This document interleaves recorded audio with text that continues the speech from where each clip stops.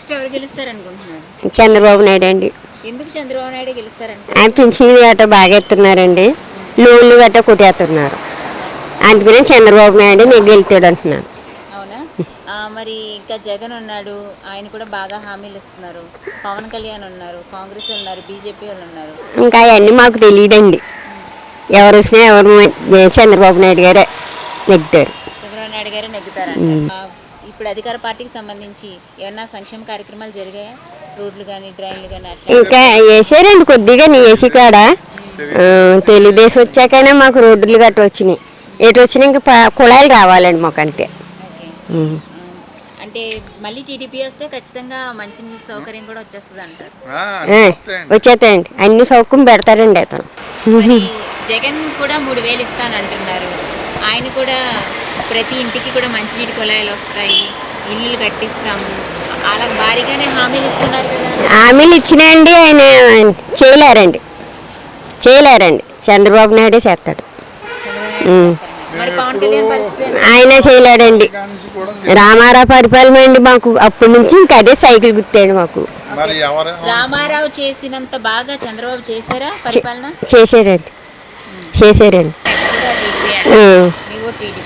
అంతే అండి. తాతగారు, మనకి ఎన్నికలు వస్తున్నాయి కదా, ఎవరు గెలుస్తారంటారు?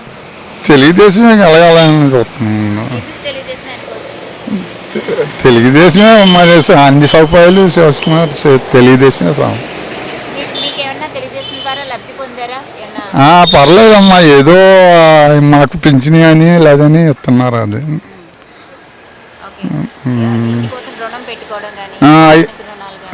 పొలానికి మాకు పొలాల చేను చెట్టు ఏమీ లేదండి.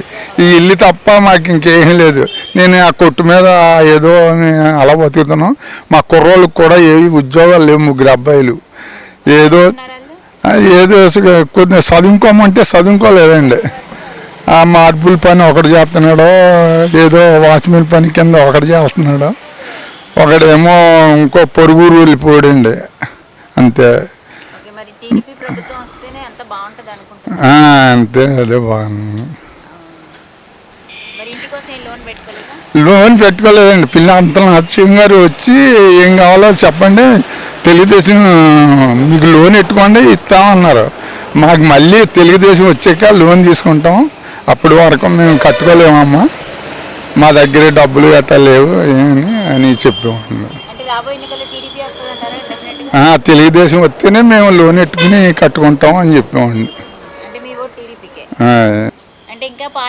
ఇంకా పార్టీలు ఉన్నా మేము పెద్ద ఏ పార్టీలు కదా ఏమి చూడరు. ఏదైనా దీంట్లోనే తెలుగుదేశమే మాకు ఎప్పటి నుంచో అలాగా ఆర్తీరు ఉన్నది తెలుగుదేశం. జగన్ అంటున్నాడు ప్రతి ఒక్కరికి ఇల్లు లేని వాళ్ళందరికీ ఇళ్ల స్థలాలు ఇస్తాము, కొంతమంది ఇల్లు ఇచ్చేస్తాము, ఉన్న వాళ్ళకి కట్టడానికి ఇస్తాము, 3000 పెన్షన్ ఇస్తాము, ఇట్లా చెప్తున్నారు కదా, రుణాలు మాఫీ చేస్తాము. అలాగే అంటారు కానీ అవన్నీ ఏమి నెగ్గట్లేదండి. మామూలు తెలుగుదేశమే మాకు అభివృద్ధి కింద ఉంది. పవన్ కళ్యాణ్ అని ఆయన కూడా మనకి కొత్తగా వస్తున్నారు, కొత్తగా వస్తే చేయనిస్తారండి, ఏమి చేయరు ఎవరు. ఈయనే కొంత ఆరితీరి ఉన్నవాడు, ఈయన ద్వారా కానీ ఏ పనులన్నా అవుతాయండి అంతే. If you like the video, please like us and subscribe Tollywood Nagar.